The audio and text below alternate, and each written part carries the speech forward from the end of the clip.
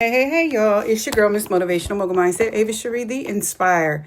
And today I'm going to pop on because I wanted to talk about my process and people's processes that I'm supporting and assisting and coaching, even going through my own grief and bereavements of things.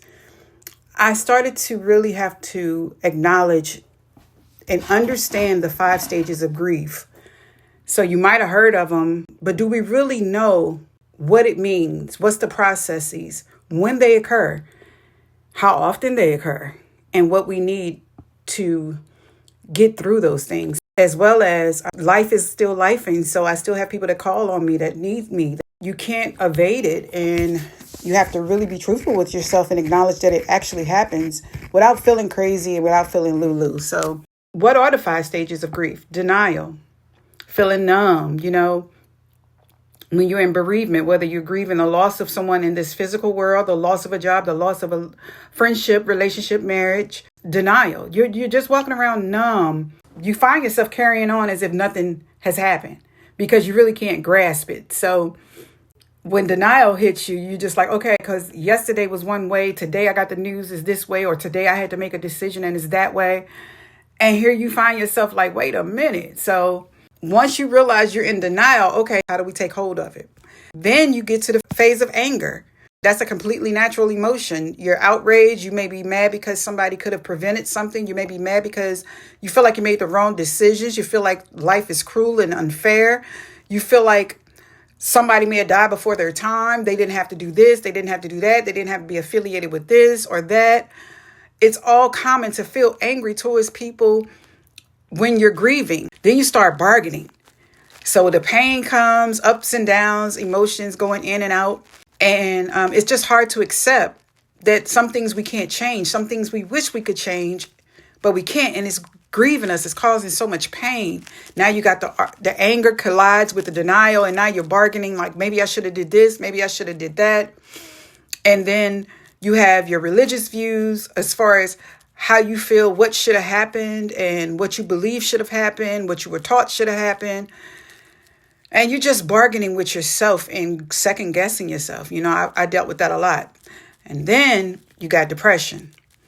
And that's a sadness over a period of time because you keep thinking about loss. You keep thinking about the grief. You keep thinking about the pain and the anger and the what ifs and what I could have done differently and things of that sort. And so it could be intensified. It can come in waves. It could be over the span of many months, days, years, who knows? Life can feel like it no longer holds any meaning, which can be very scary. And that's why it's important to talk to qualified people, confident people, confidential people. And when I say confident, that's what I mean. Somebody that's you can unload all this and unpack all this in a safe space where you can be vulnerable and don't feel like it could be used against you or for a topic because everything is so trending. And so the last thing is acceptance. Once you've processed all these things and then I'm big on takeaways. You've accepted the grief, the waves, the emotions, the ups and downs, the upsets. Gradually, the pain will start to ease. Maybe you can replace the sad moments, the mad moments with the great memories. And over time, you'll start to feel the void of that being massaged in your heart and the grief a lift and ease. I wanted to come on camera because I wanted to get that list to you guys, the way the processes and the stages of grief occur. And I wanted to make sure I was paying attention to what I was saying so I can give accurate information. And now I'm popping on just to share with you guys my transparency. I feel all of those emotions every day. I wanted to talk about that because I acknowledged, I love my vlog diaries. It started as a diary for me to leave to my children and my grandchildren when God calls me on to glory, because I wanted them to always have something to reference their nanu and reference their mother. My grandkids call me nanu. And so I wanted to pass on my legacy of gifts to my children when I'm not here in the physical. And as I think about grief, and how it correlates with all of that and just the different stages in life and the different things that have life in, I was just like, my God, sometimes we can feel like we're losing absolute, complete control. Sometimes we look flighty. Sometimes we don't know why we're having such a string of emotions so severe on every spectrum. It could be mild, it could be mid, it could be outrage, it could be heightened, and it's no specific thing. Sometimes you can't even call it or pinpoint it. Sometimes when people say, "How are you?" you don't even know how to answer it. And so I told one of my best friends recently, he said, "How are you really doing?" Because he knows me really well. And I said, "Good." Ain't that what all Black people say? Because, I'm saying Black people in the context of a lot of times we were raised that we didn't address issues. So I'm only speaking as an African American woman. But a lot of people, no matter the race, culture, background, they say they're good when that's what we've been conditioned to say. One, a lot of times strong people don't even get asked that question. Some people just say, "How you doing?" And you say good because they want to keep it moving. They want to feel like they fulfilled the quota of asking how you were. But that there's others of us who are attentive when we say, "How are you?" And when they say good, if you're listening, if you're in a active listener in the relationship, because based off what they've shared with you or whatever the case, or what you can discern and see in the spirit without words spoken, that good is empty. I started to say to him, I was like, "Good, ain't that what all Black people say when they're not good?" And he knew then by me talking like that something was definitely wrong. So as I'm going through my day to day, and I'm only around very close people, which are my children, physically, I'm always around people that can lay eyes on me and know when I'm somewhere else and when I need to get back to where I need to be solid, to be safe, to be healthy, to be well. Of course, I have therapy, like I stated before, but the stages of grief have overtaken me so much because during my transition from separating from my last relationship, I had 3 losses on top of the big major one. As an adult, a more matured adult, a seasoned adult, we ain't gonna talk about age because I've been mature all my life, old soul as they call it. But even going through this phase in life, and then within the same 30 days having at least four losses, I didn't even know how to grieve myself. I never really knew how to grieve for myself or how to deal with my own loss or my own sufferings. But then on top of that, now I can serve and get my mind off of me. Well, now I have to focus my mind on me because what I just lost and what I'm grieving was such a huge part. It's a best friend. It was my life partner. It was always with this person. It was the good, great times. It was actually caring and knowing that my heart still cares and wants to even protect this person, wants to even make sure that they're good. You smell aromas. You have memories of the walks, the talks, the days that you're like, if this person was around, this person would be doing this right now. If I was crying, this person would wipe my tears, I hope. Or if this was this would be that. And so you go back and forth over the stages of grief. The 5 stages of grief doesn't have to be in order. I realize that. And so when I'm answering the questions to my therapist, to my children, they'll say, "What triggered it?" And I'm like, wow, the more I write, the more I journal, the more I vlog, the more I'm transparent through my ministries. When I come up here and God gives me a word, I realize, and I've said before, there's a range of emotions, a wave of emotions. And sometimes there's no trigger other than just waking up, giving God thanks, meditating, praying, and realizing this is your reality today, in the moment. God reminds us not to carry our cares and worries over to the next day because tomorrow has its own new sets of worries and concerns. So stay in the moment.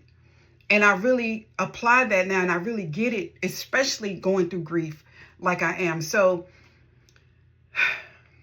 all of that to say, give yourself space and peace and room to grow through your stages of grief. Also, give yourself permission to miss that person, to miss those things, to feel your emotion, to live in the emotion of your grief. I would be foolish to tell you that I don't miss anybody that I loved. The biggest thing with healing, though, during your grief is that the pain will ease. So there's a lot of people going through life, and when they're in their grief, they slide back into something that is unhealed and unwell for them, right? And so going through my healing, I realized that I'm going to live through this emotion and I'm going to live through it, right? I'm going to go through it, pass by, pit stop, smell the past, the memories, the scents, the auras of, and embrace the enjoyment and fulfillment that I once had in that space. But I also know that I'm healing because I'm not trying to go back to something that was not good for me or another person. Or when you're dealing with grief and they're passed on from this life, when you realize you can go and you can smile and you can go and you can think of a memory that's going to have you cracking up, holding your stomach, or when you know you've made that person proud that has gone on to the afterlife, that you know that this is what they wanted for you, and when you smile and you can comb your hair, you can lose weight, you can go outside, you know that that person that once was here with you loved you enough where they wanted to see the best for you. That's when you start to heal. And when you're in the physical and you've left a relationship and you start to feel weak during those stages of grief and the emotions, when you're unhealed, you slide back. When you're unhealed, you go back. When you're healed, you confront the takeaways. When you're healed, you require more from yourself to be in a space of peace, of clarity, of understanding what those stages brought out of you, what living in that condition and how you're going to move forward in a more healthy, peaceful, graceful, joyous way. So a lot of times people spin the block, they go back. But for me, I never have, but I can understand that at some point with that heart, a beautiful heart, you want to connect with, I'm healing and I want you to heal and I want us to smile and I want us to enjoy life and I want the best for you. And I can still say, I love you. I can still say, I forgive you. And I can still accept that even in the physical, we might not be together. When you're married and you separate or divorce, or when you're married before the separation or divorce, sometimes, and some of us wish that that phase could have happened so you wouldn't have to sever those ties, because you're not promised tomorrow. Sometimes you wish and you pray and you hope that somebody will come around and connect the dots of the takeaways so you can plug them in the puzzle so that you can both break free from what's doing harm to one another, so that you can prosper and grow and to the ends of the life cycle together and holding hands and making new memories.